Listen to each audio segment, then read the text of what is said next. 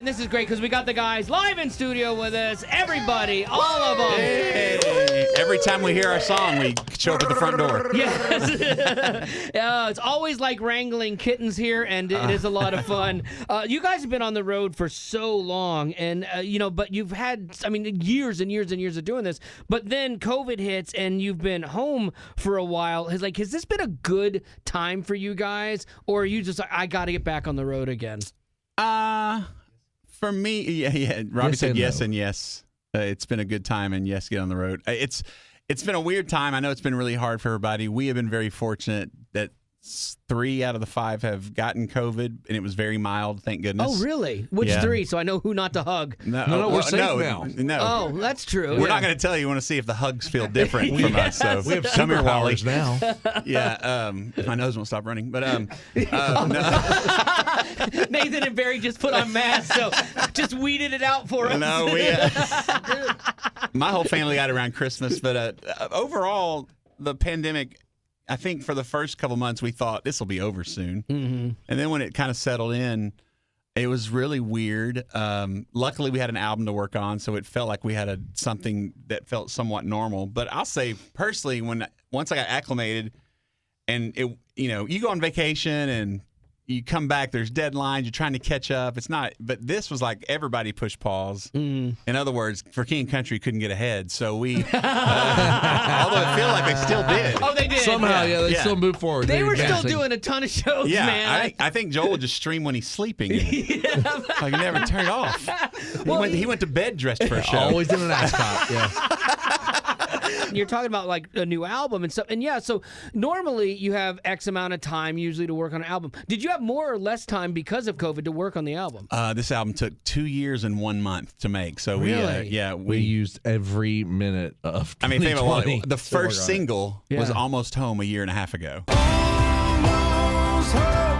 Oh my goodness, really? Yeah. And so we thought an album was going to come out. That was in the fall of 19. We thought the spring of 20, if we're lucky. Then pandemic hit. Yeah. Then we kind of wiped them clean and wrote a whole nother. We ended up writing about 40 songs. Did you really? Mm-hmm. Now, did you find that actually having more time is worse?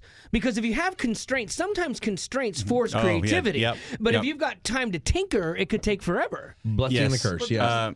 I would say it was the blessing and the curse of the time, and we have our own space. We have this cabin that we turned into a studio, and there was nobody to kick us out. There was no studio time limit or the next band's coming in. When you're not renting place, space, we can do it tomorrow, then it's like it gets drug out. But I think if the pandemic wasn't there, we would have finished sooner. But then we intentionally started over literally to have something to do daily. Because, we're not going to release an album when we can't tour. They already told us we're going to wait and wait and wait. And so we're like, well, great then, because there is a weird depression that happens when you finish an album. It's like that day after Christmas kind of feeling. Mm-hmm. And so I thought, man, this is going to be really bad during the pandemic. And so we just finished the album end of February. Wow. And that actually paid off because there were a lot of songs that kind of came towards the end of that never would have happened if we weren't, able to have that freedom. So. Yeah, well, there you go. Okay, so let's do this. COVID, we know, changed everything for musicians, touring-wise and things like that. Things just got different. I want to do a segment called Check Yes or No, okay? So I'm going to ask you a question, and you just answer me yes or no. Did this happen? Did you guys do Zoom concerts? No. Everyone in the world did Zoom concerts all the time. We did not. I cannot believe you guys. No. Now, was that a conscious choice? Or you just didn't know how to work Zoom? Yes. No. Yes and yes. No, because we had an album. Okay, Wally, you'll get it. So in spring when it all hit, I jokingly say it's like when the Titanic went down, every musician jumped on the lifeboat that is YouTube and all social media. Absolutely. And everybody came in with the most intense, gut-wrenching, it's like we're going to sing Oceans every time. Yep. And it was like watching The Notebook 11 times a day. What do you want? And so we were just like, man, we just were like, I don't want to sing Imagine. And we've been touring the same album for 4 years, Lifer. So we were just like, nah, we're just going to lay low and work on the album. We put up Hurry Up and Wait. We do a performance and put it on social media. We never did a full concert. But Hurry Up and Wait, we made the video where I'm like cooped up in the cabin, but we want to make people laugh. And yeah, because I got burnt on Zoom concerts. I was like, oh, another Zoom concert, and I'm like, I'm had. I hit my fill. So that's really cool. Innovative by not doing. You guys innovated by doing nothing. That's right, trailblazers. I love that. Trailblazer. I ate ice cream and You are either the most innovative or most lazy band I know. Right. Yes, and yes. Okay, well Yes, then, and yes. so no Zoom concerts. Check yes or no with Mercy Me. Did you do a drive-in concert? No. Okay, and so again, everyone else did drive-in concerts. I'm starting to sense a theme here. You guys did nothing. No, man, no. We're pretty punk rock, Wally. If everybody else is doing it, we're running. I will way. say that, to be fair, thank God for the success of the movie. We were able to lay low and work on the album. And there are guys I know that just financially had to stop the bleeding and had to do shows. So we made a conscious effort to kind of stay out of the way. Okay. And do that. So yes or no, Riverboat Gambling Concert. Did you do any of those? No. Wait, you should have. was that an option? No, but if it has a buffet, I'm in. Hold on. Yes. Yeah, right. Oh, yeah. Buffets are the devil right now. Yeah. But if the sneeze guard works, I mean, why not? Get in there. Get in there. Hotel concert. Yes. I think you innovated something. You didn't do anything else everyone else did, but that was you were the first people I saw. Maybe the last. You rented like a hotel, did a concert from down in the middle, and people in their balconies could watch it. The whole idea was hotels were like 20% capacity. They were struggling, and it wasn't our idea. We got approached the idea of somebody that did it in Canada. Okay. And with a cover band and sold out like 16 nights. Really? And they wanted to try it in the States. They reached a promoter we work with, and he called and said, hey, let's try it. And so basically, in most hotels, wherever the pool is, you set up a stage, and every balcony becomes like a box seat. So imagine you check in at 4, you watch the show, get room service, stay the night, check out the next morning at 11. And it was incredible. It was cold. We were in Florida, but the weather was weird. And but it was amazing to see these people dancing all across the balcony and stuff. Fun. And so, we thought maybe this is something we could do when it's still kind of a cool idea. Yeah. But hotels are like, nah, they didn't get the discounted price. They want to charge more like a convention or whatever. Oh, yeah. And then the price just was going through the roof. Yeah. So, but we tried, and it was fun. Oh, there you go. Good time. That was our only show in a year. If If you're a big Mercy Me fan, you've been waiting for a while, and not their fault. COVID hit, and it took time to get some new music. But man, you guys are coming back out full force with it here. And I'm curious, like the concept of Inhale, Exhale. That's the name of the album, and it's something we've all been waiting to do after COVID. So, like, what did the album title have anything to do with that, or is it just life? A little bit. The album, it's 4 years since Lifer came out, and there's 3 album titles. The first one was like 13 Reasons to Keep Going. And then there was some weird show on Netflix that knocked that out, and we weren't doing that. Oh, that's right. I forgot about that. Yeah, 13 Reasons Why or something. It's pretty heavy. Yeah, that's what I heard. So we didn't do that. And there's 16 songs. That would have been confusing. Really confusing. And then it was Spaceman. And this is before COVID. That's why like Almost Home has the astronaut and that kind of stuff. And just the, not of this world thing. Luckily, we changed that because Nick Jonas came out with Spaceman like 2 weeks ago. So that'd have been really, really awkward. That's the name of his album. Yeah. And Are you kidding me? You shouldn't have been telling him all your ideas. I know, I guess so, right? Because that seems so random and weird. I know, like, even just you guys calling something Spaceman, I'd be like, okay. Well, we thought we were safe. Yeah. And then, his album came out 2 weeks ago, and it was the album and the single are Spaceman. I was like, man. And at that point, it would have been no turning back if we had done that. Oh, man. Yeah. So during the pandemic, all that just kind of didn't feel right. And talking about the emotional songs that were everywhere at the time, we kind of had a motto like, man, if it doesn't rip your heart out, it needs to make you dance. And we wanted to do stuff that was, we didn't want to lean on the power ballads. We wanted just stuff that was upbeat. Sure. And we kept saying the whole time, man, if this 40-something minutes of music can just allow somebody to take a deep breath and kind of remember what matters, then that's what it's worth it, And so we kept saying it over and over. And I was like, man, for some reason I just thought it'd be a cool name to call it Inhale, Exhale. And then we found this cool artwork. It's the cover's a set of lungs. And at first I was like, when we first thought of it, I was like, man, I think we're getting better with COVID, but if this thing turns, they may like, hey, what's up with the lungs or whatever. But and breathing was a problem, right, a little bit. So I don't think it. We had a respirator on the album. Exactly. Yeah. Yeah. Gas mask World War II. Why not? And so it was at first. It was like Inhale Exhale was because of the pandemic. The lungs at one point. It wasn't intentional, but we had to stop and go, okay, this is okay, right? Like, sure. You know, and we're fine. And people have commented and said they love that, and that it definitely kind of, in a way, kind of defines or. You know, it kind of define. I wish I could say it was more intentional, but it does kind of work well with remembering what season this is. Yeah, in. we can't deny what everybody in the world just went through. Exactly. So let's just call it what it is and move forward. So would you say then the tone of this thing is a little bit more upbeat? Because you guys avoided a lot of other heavy stuff. You know, we kind of talked about that earlier. And then and nobody writes a song about dying as good as you guys do and standing in front of Jesus. Thank you so much, Wally. Yeah, you own that space. We took that from Michael W. I'm Smith. blushing. You know? I'm blushing. So write something that's a little more, hey. A little more oomph. That's I think that's needed now. Yes, if ever there's a time to sing about life, it's right now. And even with Say I Won't, that's and we even, he joked, but we're like, okay, we've been known to write a funeral song, and Say I Won't's all about living. There you go. Yeah, and it's like embracing and that song life. was written before COVID. It is. Yes, so it's a different.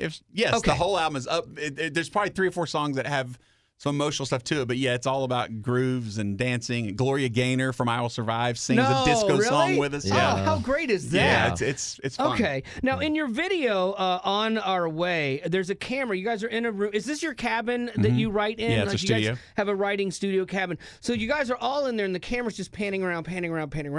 And so then I look on the fireplace. I notice a picture, and I'm like, is that Pablo Escobar? Like who is on who's pictured on your? Hold on, who it is. We got to write that one down. We have an ongoing list of who it is. Yeah. We've got Ron Burgundy, Pablo Escobar. Yes, my dad. I think it's my dad, no, I'll tell you. So what's fun? The reason that's funny is because anybody that comes, that's where we recorded the whole album and lived for last year. Everybody that comes, we have a different story. That's every so time. great. Like some people think that he's the founder of Williamson County. He's the man who invented Velcro. And the beautiful part is, none of it actually is good as what it really is. It's our booking agent. Is it really? And what us and David Crowder have had the same booking agent for years. And years ago, 15 years ago, Mike Snyder's his name. He sent a picture where he grew a mustache, and it looked so creepy. Yeah.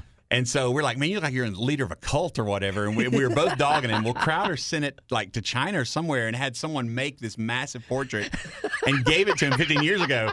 And so one day I was like, man, we got to find something for the house. And I said, whatever happened to your deal? He goes, it's in my basement. I can't hang that in my own house. We're like, we know exactly where it can go. Oh, that's so it has good. its own light, like an eternal flame. It's fantastic. It's perfect. It's absolutely beautiful, and I expect nothing less from you guys. Yes, You know, the So directors for some different videos were like, we really should change the look since that's been there before. We're like, nope. You keep your hands off. That's right. Of Mike Snyder. Like he has become. You mentioned Crowder. Like that picture is your guys' Kenny Rogers, the fox. Yeah, it totally is. You know, yes, is. And Crowder's anything that we have like that. Crowder gave us. Yeah, we've got a set of vintage Star Wars glasses that he gave us. Yeah, that have the lead paint and everything in them. Nice. Yeah. Crowder probably gave you guys COVID too. Yes. He I think it started in his beard. It started there. Yeah, I think he's had it for years. Oh, that's so good. Gosh almighty, that's making me cry. So we are doing a I guess it's not a Zoom concert. We're streaming, like you can buy tickets to this live. It's like a documentary concert thing on the day it comes out. And there's a whole segment on that painting. Like, oh, that's so like great. It's us cutting and telling every wrong story about like, so great. He gave birth. He delivered my child in the back of a Corolla. Yeah. Thank you, Pablo Escobar. That's awesome. Gosh, it's so great. Pablo Escobar. So we're going to do Who in the Band COVID edition, okay? Bart, we'll have you answer these, and everybody else feel free to disagree or agree with his answers here, okay? So this is Who in the Band made the most of their time off in 2020. Who do you think? Like maybe they reconnected with their family, started a family, got a better one. Let's see. I would say I that's a tough. I would probably put my money on Bart because Like It's hard to say yourself too, Bart. We were all working on the record, but like he was up there more than any of us late nights, working out lyrics and oh yeah, but so I was gonna say Mike because like he went from being in a band to building tree houses and Nice. moving boulders. That tree house was 3 years in the making. Depends it took on a long time. I had kept no making the excuses. album to avoid hard labor like that. And I think Nathan learned to become an arborist during the Really? the See? downtime. That's Google, it. Look up arborist. I know what it means. I Of was course you do, Wally. curious, like who took on a new hobby or something, you know? Oh, new hobby. Yeah, that'd be you. Arborist, okay. That and blacksmith and Who airplane did pilot. blacksmithing? Well, he's been doing that for years. So. No, that's right. You and I talked about Yeah. that last time. Yes. Nerds. Yeah. Seriously? The guy who sat in a cabin writing words? We're out there with hammers hitting metal. You realize I was trying to learn all that stuff when I thought I was going to have to dig a bunker and buy a dairy cow. How can I also make barters and trades during it's this a real life apocalypse? Barters and settlers, trades. settlers, whatever. Yeah. beaver pelts in case government Honey, I shuts think down. we need to. Who in the band was the most COVID conscious? Because everybody's family, has different layers of this. And like even my wife and I had different tolerances of COVID. So who in the band was the most COVID conscious? Depends on how you define COVID conscious. There were some that were probably chose to be. They saw it a different Patriots. way. The word is There's a patriot. couple of patriots in here, and then a couple of couple of patriots and some couple of actually God's children. What happened? What happened? Wow. Okay. We're not going to say who. No, exactly. But and I would say that Nathan never said much. I'd say Barry and I were probably.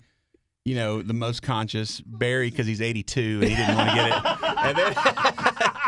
And then my oldest son, I probably would have not. My oldest son's a diabetic, and so Right. I was freaked out. Like, don't let him get it. And when he got it, he had a fever for like 10 minutes. But he was fine. yeah. And I know it was bad for some people, but I lived. But just not I knowing. did live in But fear. not knowing, yeah, I lived in absolutely. fear for a long time. But see, that's the thing, though, and like everybody experienced the same thing, Yep. but they experienced it differently. Yep. And inside of a family, inside of a band, that's where you still have to have grace for each other because somebody living it out differently than you are can be super annoying. Like, I didn't go to a restaurant for a year, and I'm like, I wasn't afraid to, but I did all the shopping, and my wife hermited up. Yeah. And so it was kind of like, okay, well, you have this, I do this, and you just had to find a way to do that together. You know? Yeah, man. Who in the band is most likely to have recorded a TikTok dance?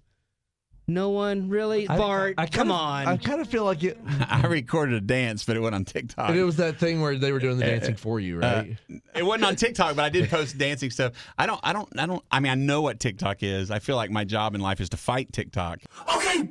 And Yes. so, Yeah. And so We're on a mission. Yeah. You don't want to start down the TikTok rabbit hole because even as a 53-year-old man, like I'm a little older than you, I have wasted hours. And it's like it's embarrassing. Yeah, I hear you. Yeah. Well, my kids have it, and so every once in a while I'm like, just like, what are they into? And then it's like, oh, I need to shower now. And so we shut that down. But Oh yeah, there's some bad stuff on there, but boy, the cute animals. what I've learned, I did animals are the learn. best. I don't have an account, and so my kids did say like, when you follow people, you see the people you follow. Right. When you don't have an account and open it up, it's like the gates of hell have opened wide open.